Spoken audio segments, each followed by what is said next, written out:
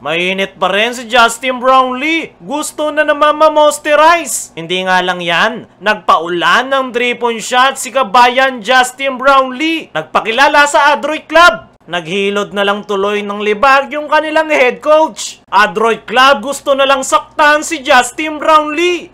Third game ni Justin Brownlee, bakbakang Pelita Jaya kontra Adroit Club ng Singapore. Wala sa starting 5 si Justin Brownlee. 7-2 nating run agad para sa Pelita Jaya. Pangunguna nitong kanilang number 55. Aggressive to the basket. Mainit rin yung kanyang outside shot. 7-minute mark naman nang maitala ng Singapore ang kanilang first field goal. 6-minute mark nang ipasok na sa wakas si kabayan Justin Brownlee. Big impact agad.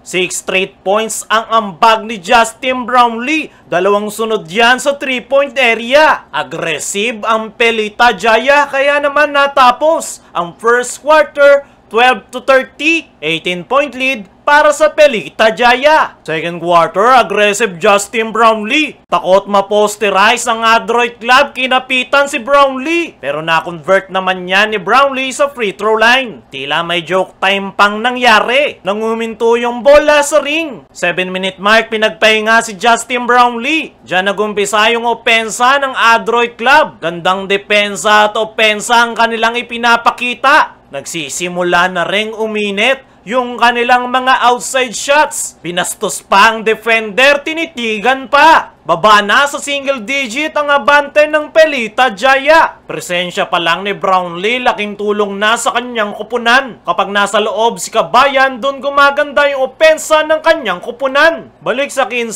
ang abante ng Pelita Jaya pero nagpahabol pa ng power move ang import ng Adroit Club. Kaya natapos ang first half 32-45. 13-point lead para sa Pelita Jaya. Third quarter, paramdam agad si Justin Brownlee. Fast break layup, ganda pa ng setup 3-point shot niya sa kanyang mga teammates. 3-minute mark, massive run para sa Adroit Club. 12-0 run. Biglang ginanahan yung Singapore team. Nawala bigla yung depensa ng Pelita Jaya. Baba na lang sa 7 ang kanilang kalamangan. Napatawag tuloy ng timeout ang Pelita Jaya. Kaya naman, take-over mode na itong si Justin Brownlee. Inaararo ginagawa lang bata ni Justin Brownlee. Ganda rin ng depensa, huling-huli yung import. Nabitin pa si Justin Brownlee. Natapos ang third quarter, 48-57.